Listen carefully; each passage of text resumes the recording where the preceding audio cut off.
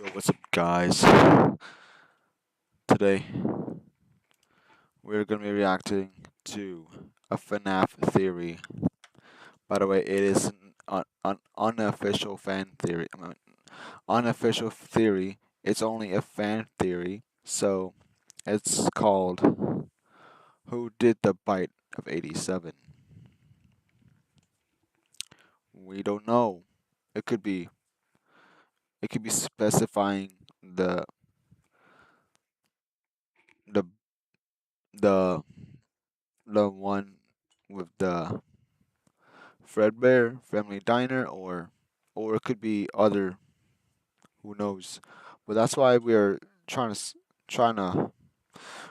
That's why we are reacting to this. It's called "Who Did the Bite of '87?" So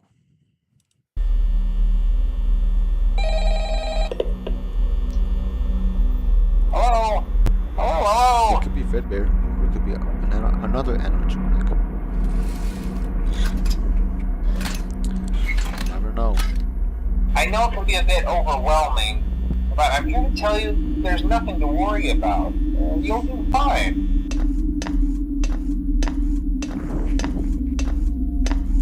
They're left in some kind of free roaming mode at night. Something about their servos locking up if they get turned off for too long. They used to be allowed to walk around during the day, too. But then there was the bite of '87. Yeah. It's amazing that the human body can live without the frontal lobe.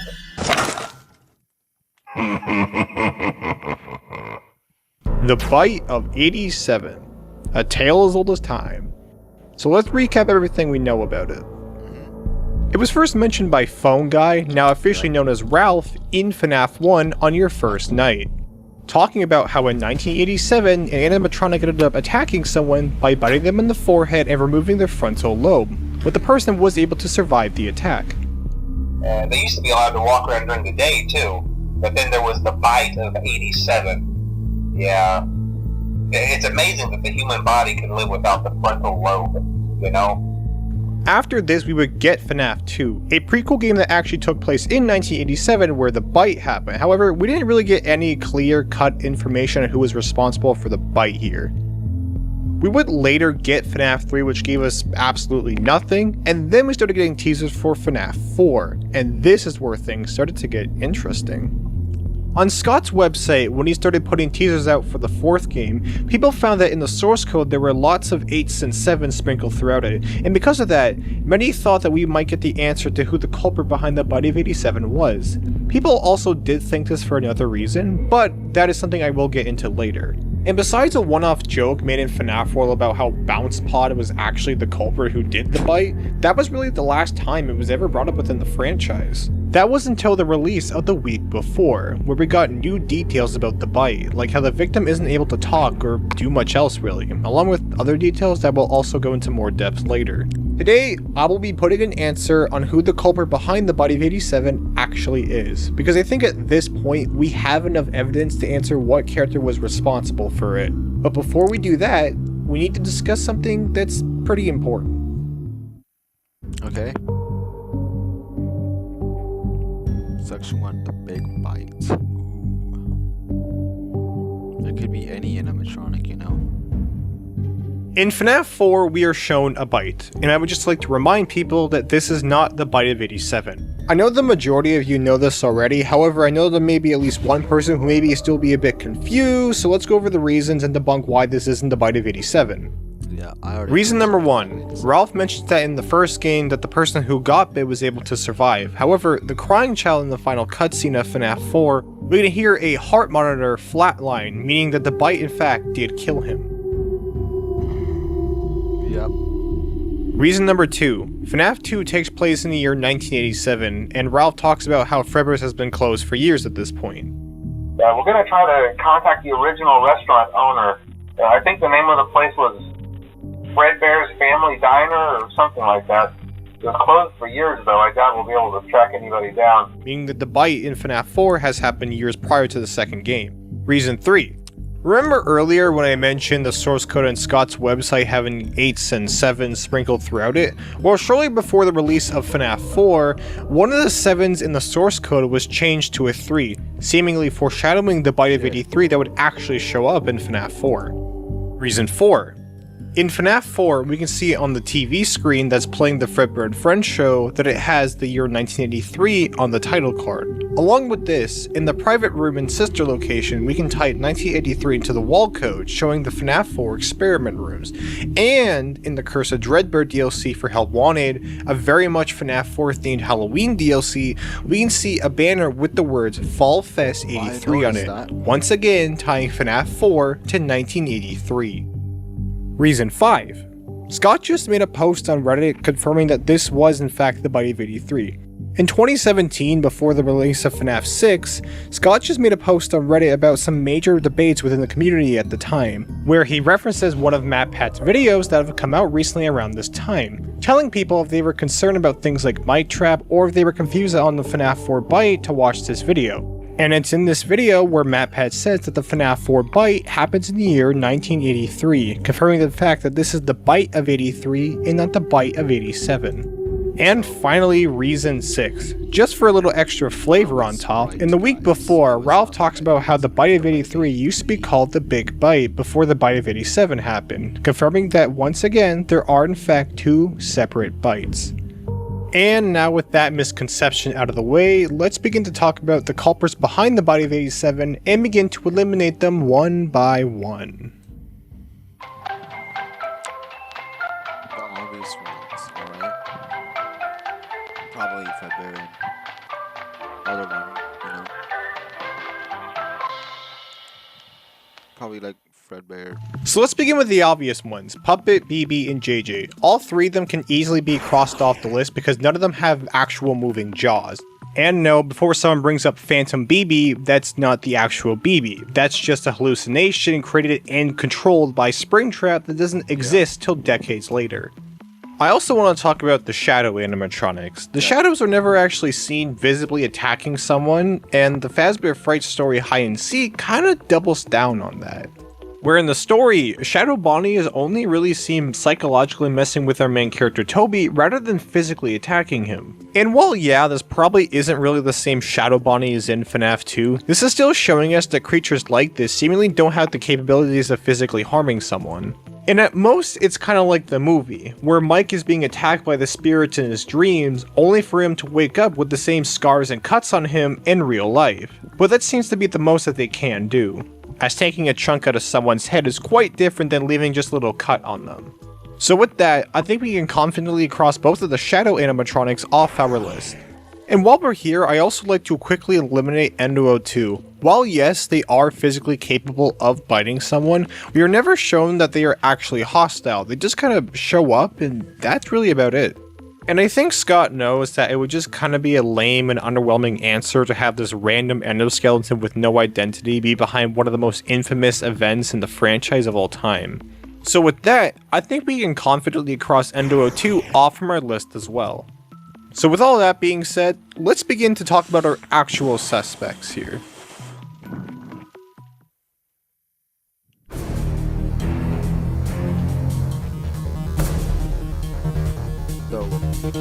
What is it? Oh, the Wizards. The Wizards. I don't think they're evolved, but. So let's talk about the Withered, shall we? We'll start off with Withered Bonnie, and I think it's safe to say that he didn't do it. Mainly because of the fact, well, he doesn't have an upper jaw. And we know the bite hasn't happened yet because the animatronics are still allowed to walk around during the day. They've spent a small fortune on these new animatronics. Facial recognition, advanced mobility. They even let them walk around during the day. Isn't that neat? So with that, we can confidently cross Withered Bonnie off of our list. Withered Chica probably also didn't do it, considering the fact that her jaw doesn't appear to be functional, and there isn't really much going for her, but there are 2 things that people will bring up that I want to discuss here. And the first thing is actually her addition to Help Wanted. When Help Wanted added the Withered animatronics in September of 2019, a lot of people noticed that on Withered Chica's model there appeared to be blood on her endoskeleton jaw. Now some people may take this as evidence, but I actually think I know what's going on here. What? When Steelwool was making the first Help Wanted, they ended up retexturing a lot of Scott's models when they were adjusting them to be able to fit into the game. And of course, while they took some creative liberties when retexturing some of Scott's models, with other ones, however, it seems that they were trying to accurately recreate the original texture to the best of their abilities by using reference images. And there is this official render of Withered Chica's head, and if you notice, you can see what looks like blood on her endojaw, and this is what most likely Steel will use when making new textures for Withered Chica. However, I don't think this is actually blood. What this most likely is actually is a red light illuminating on her. As you can see a faint one on the left side of her head, while also seeing a really strong one coming from the bottom right here, so that's most likely where the red comes from. Plus, the blood isn't even where it should be if she did bite someone, so overall, it probably just was a mistake from a Steelwool employee. But even if it was on Scott's model, it wouldn't be from the bite, as that would mean that it would have been there during the entirety of FNAF 2 even before the bite happened. And the second thing I wanted to bring up was this shirt someone found at like Spencer's, I think, where it showed Nightmare Chica with the phrase "The Bite of 87" on it. But that shirt was never actually released to the public, and it was likely cut for being lore inaccurate. And Scott has denounced the idea that he would ever use merchandise to reveal lore. So with all that being said, I think we can cross Withered Chica off of our list as well. Withered Golden Freddy probably also isn't the culprit behind the bite, as in the week before, we actually get to see how he kills you, which essentially involves him beginning to fry your brain, and then when he's actually up in your face, putting his hands on your head to presumably crush it. Now I know that this is classic Golden Freddy and not Withered Golden Freddy, but the classics and Withereds are pretty much the same character, so I see no reason as to assume why he wouldn't kill somewhat similarly in the second game. Like hell, in the week before, we can see that even Foxy, after he's been fully refurbished, he's still affected by the flashlight, and he isn't fooled by the mask like he was in FNAF 2. So these characters still act the same as they did in the previous location. Plus, I am aware about the fact if you put 1987 in the FNAF 1 custom night, you do get Golden Freddy's jump scare. But this wasn't added in the game originally, it was added sometime after it had released, probably to stop rumors that if you put 1987 into the custom night, it would do something really special. And I know people will bring up the fact how he did the Bite of 83, but for one, that was before the animatronic was possessed. And two, I feel like it would be kind of just redundant for Golden Freddy / Fredbear to be the culprit behind another bite again. And given how the context for this bite is pretty different, and since we now know how he actually kills people, I think we can confidently cross Withered Golden Freddy off of our list as well. Withered Freddy was actually a popular suspect at one point from what I remember, but I'm not really sure if he is anymore, but let's go over the evidence for him anyways. In FNAF 1, we have a rules of safety poster with the phrase "Don't touch Freddy" on it, which is kind of weird that it specifically calls out Freddy and not just say "Don't touch the animatronics." There's also a supposed handprint on Freddy's right eye, which both Help Wanted and the FNAF Character Encyclopedia double down on. But remember, this is classic Freddy in FNAF 1, and during FNAF 2, Freddy didn't have this costume on, so this handprint that appears right above his right eye in the first game wouldn't have been from the bite. There's also Withered Freddy's jump scare, which shows him biting up and down on the player rather than most of the other animatronics, which just shows him lunging towards us. However, we can see in most of the other games that the characters just often move their jaws up and down during their jump scares, so this isn't really something exclusive to Withered Freddy. Also, while the rules of safety poster does specifically just call out Freddy, this is most likely done in order to not break immersion for kids by saying the word animatronics, as there isn't really a reason you should be touching them in the first place unless you're like an employee or something. But, however, there is actually one thing going for Withered Freddy. In the week before, there's an ending where Ralph is standing in front of Freddy, and when he looks up at him, he wonders what life would be like without a frontal lobe. This is kind of a crazy line just to throw out there, so for the time being, I'm actually going to put a pin in Withered Freddy. And finally, Withered Foxy. I'm going to be honest here, I actually have quite a lot to say about him, but I don't want to say anything just yet, so I'll be saving him for later. So for the time being, let's move on to the toy animatronics.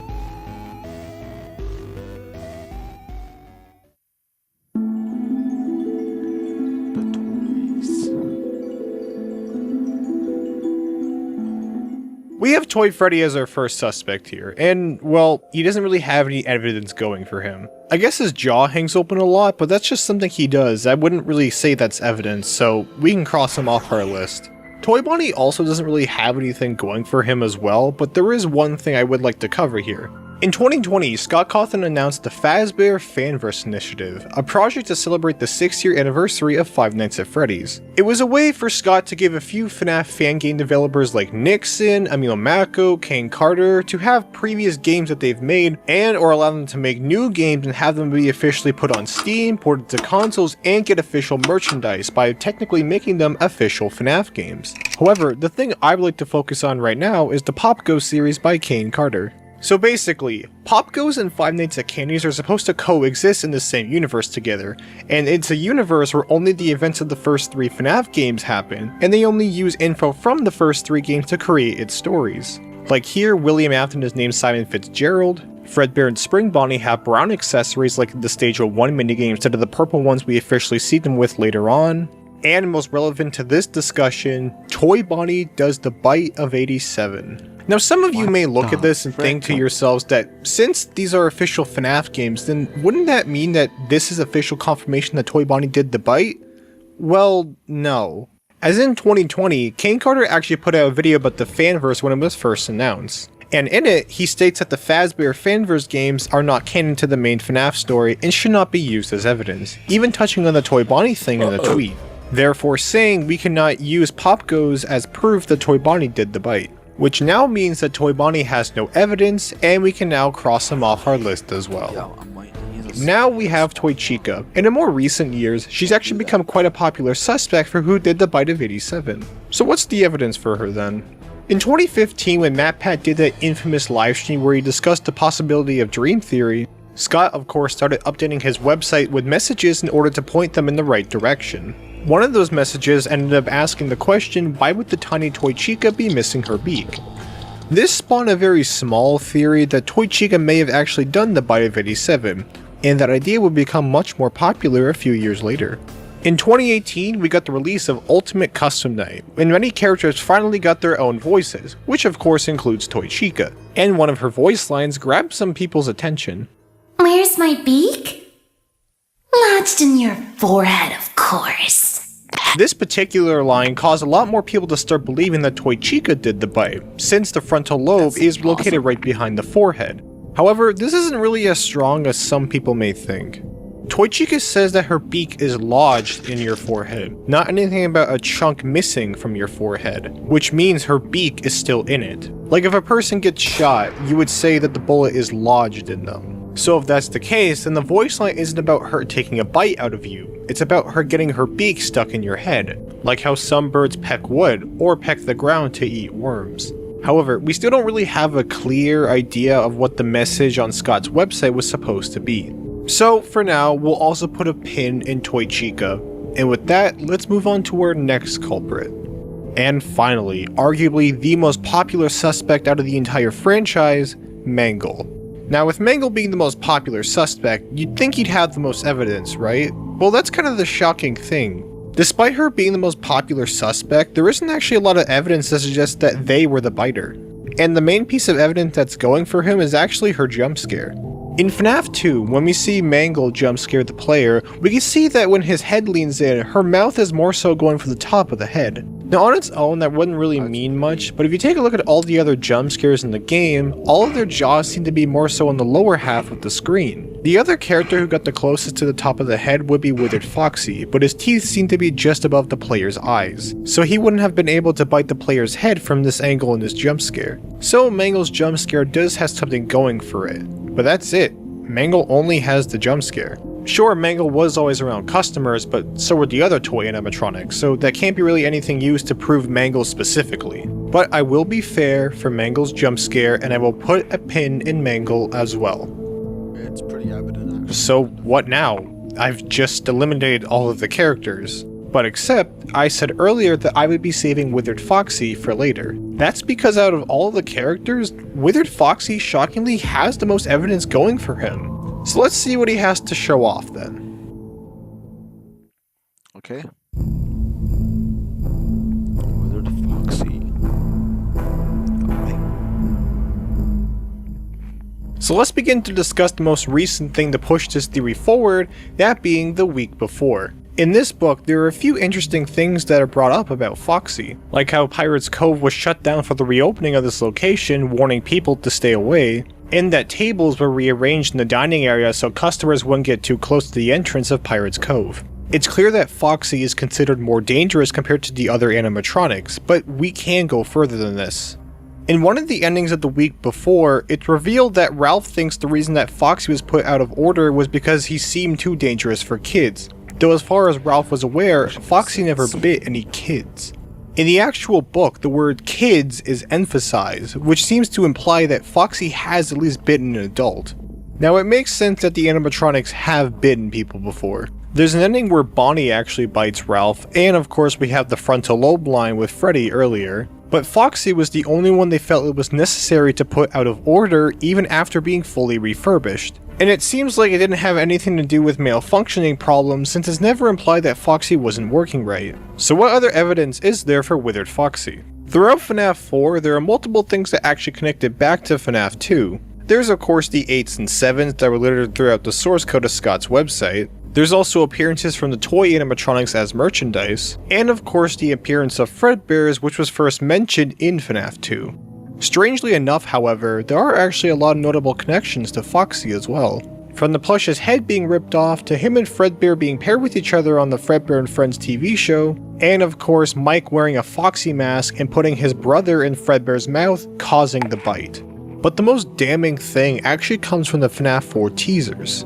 During the time when FNAF 4 teasers were being released, we got a look at each Nightmare animatronic with the tagline "Was it me?" on each teaser, and when you brighten up the images, they would reveal the secret phrase "Nightmare" written on them. Whoa, However, when it came to Nightmare Foxy's teaser, instead of the phrase "Nightmare" being written on it when you brighten up the teaser, you would have received the phrase "out of order."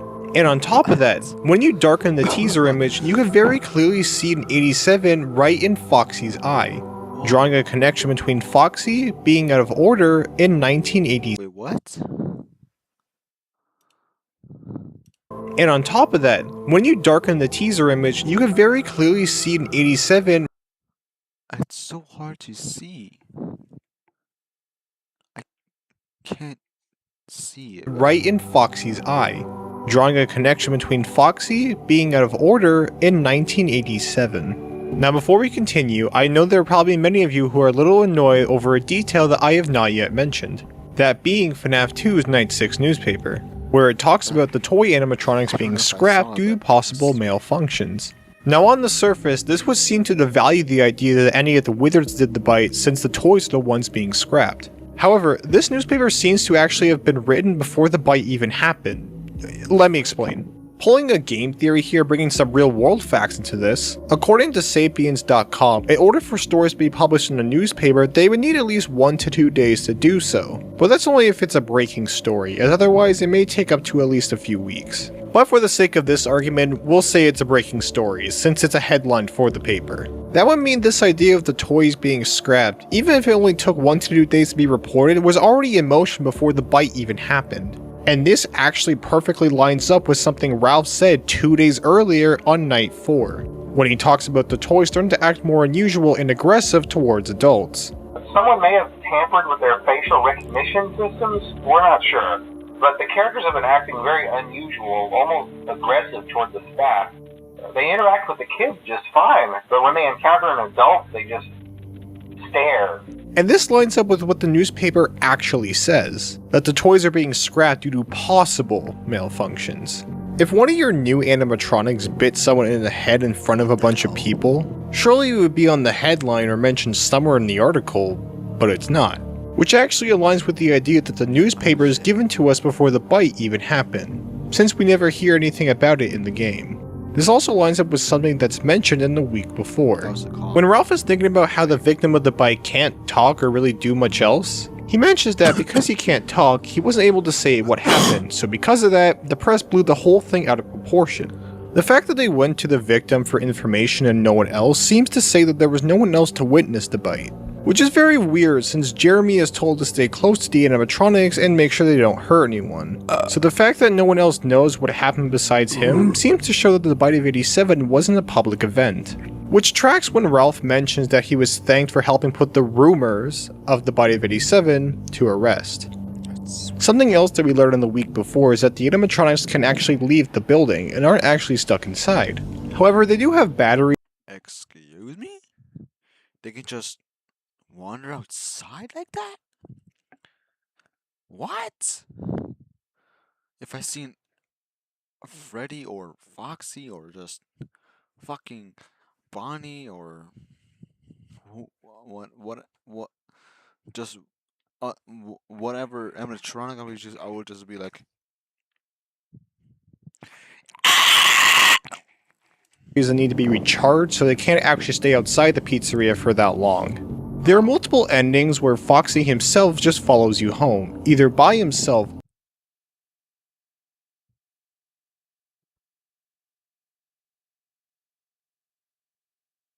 same reaction. or with the rest of his bandmates, but it's usually Foxy who does it the most. And we do have something that connects back to this idea about Foxy following security guards home, that being the survival logbook. On page 80 of the survival logbook, we have a quote left from a previous night guard that appears to be from Jeremy Fitzgerald himself, and to read the quote specifically, "I only been on the night shift for about a week, but I was relieved to be switched over to the day shift. There's a lot of stress working 12 a.m. to 6 a.m. My boss had told me that the animatronics were acting strangely, almost aggressive towards the staff, but I wasn't about to let that scare me off. After work, I had an unsettling feeling that I was being followed home." This is almost certainly from Jeremy Fitzgerald, as not only does he repeat a line almost word for word from the Night 4 FNAF 2 phone call, but also it's on a page about switching to the day shift, which is what the Night 6 phone call is about, Jeremy being moved to the day shift tomorrow. Now this on its own doesn't actually prove what character did the bite. All it suggests is that the bite didn't happen in the restaurant, but coupled with everything else we've talked about so far, and I think it paints a pretty clear image. After Jeremy's final shift, Withered Foxy follows him outside and attacks him, potentially in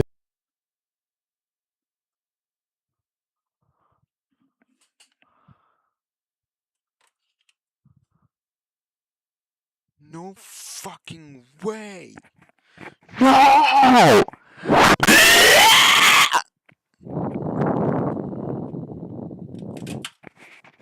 You got me fucking dropping my stuff, bro. You got me dropping my stuff. Oh my god, bro. You got me dropping my stuff. Oh my god. Bro, what? his own home. He just fucking followed him home. Now many and people are killed going to him. try to say that when Ralph talks about Foxy, he's actually referring to Funtime Foxy, or Mangle, because Mangle is a version of Foxy, so maybe he's referring to them as mascot characters. And while sure, they are both Foxies, even as mascot characters, Foxy and Funtime Foxy are still two separate characters. And this has been made very clear in multiple pieces of media. In the Help 1-in-1 Trick or Treat level, we can see what appears to be the mask of the FNAF 4 bullies alongside mask of BB and Funtime Foxy. In Help 1 and 2, we have the Carousel level that appears to be at Fall Fest. We can see that both the classics and the toys coexist together on the carousel. And in FNAF 4, we have merchandise of both the classics and the toys, showing that they've always been separate mascot characters since the early days. But even then, the week before brings up the Bite of 83 and connects it to Fredbear's, but the book never brings up the toy animatronics. But the book does talk about how Foxy previously bit an adult, and on that page it says this animatronic. Not this character or previous version of Foxy, this specific machine that's right in front of Ralph in this ending is talked about biting an adult before. I never thought Foxy So would- sure, Withered Freddy might have the line from Ralph, and Toy Chica might have the cryptic teaser, and Mangle may have the jump scare, but when you compare it all to what Withered Foxy has, is it even really a contest? Like for Mangle, it is just a jump scare, and Scott hasn't done anything else like this in the franchise. Like in FNAF 4, when Nightmare Fredbear jump scares you, his jaw is on the bottom half of the screen, and this is the game where we see his normal counterpart bite someone. If Scott wanted us to place more importance on this, I'm sure he would have made it a lot more apparent, but he doesn't. And in every other FNAF game, there isn't any big lore relevance about the way the characters jump scare the player, which includes Mangle. The tiny Toy Chica beak teaser was pretty cryptic and we still don't really know what it means. Although I would like to recommend this video by Sam Barr and his take on the line. Check it out, it's pretty interesting. And for the Withered Freddy line, I like to remind people that classic Freddy looks pretty much identical to Fredbear minus a few small proportional changes to his head. And since the Big Bite is brought up within this book, it makes sense that Ralph would have it on his mind when looking up at Freddy in this ending. And with that, I think we can finally cross these last 3 characters off of our list as well. Now some of you may be asking, if Withered Foxy did the Bite of 87, why are the toys being scrapped and not the Withereds?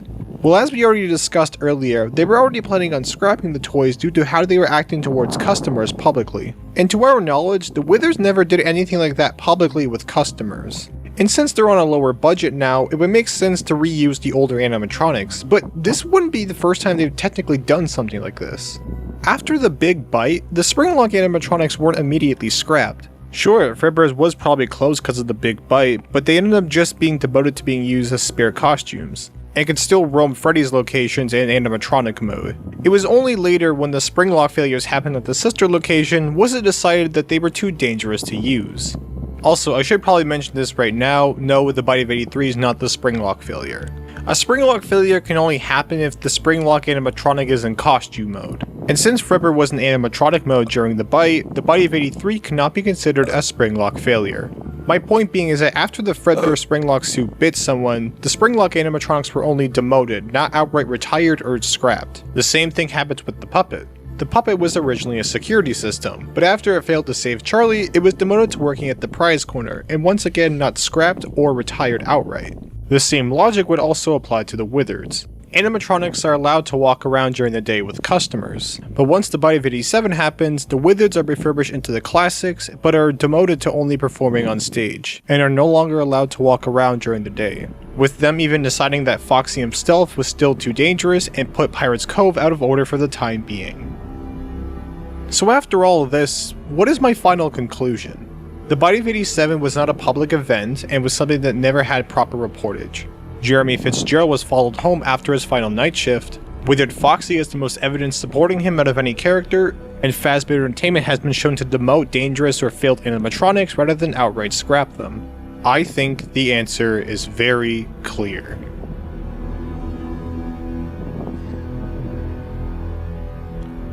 Foxy's the one?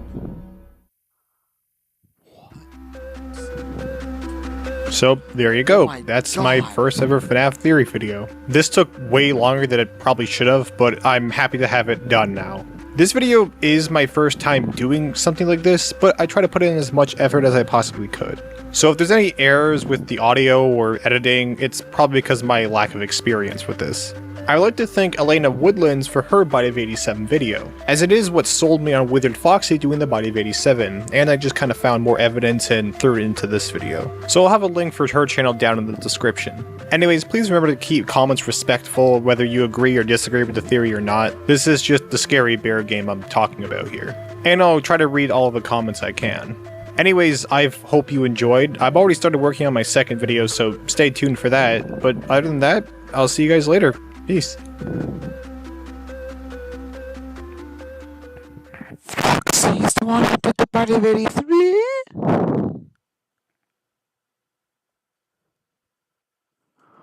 What? I'm shocked. I'm shocked, guys. I'm very shocked.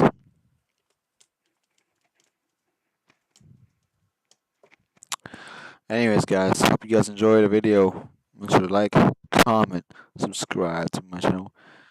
And see you guys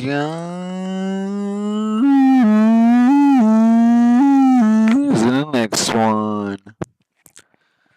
Peace.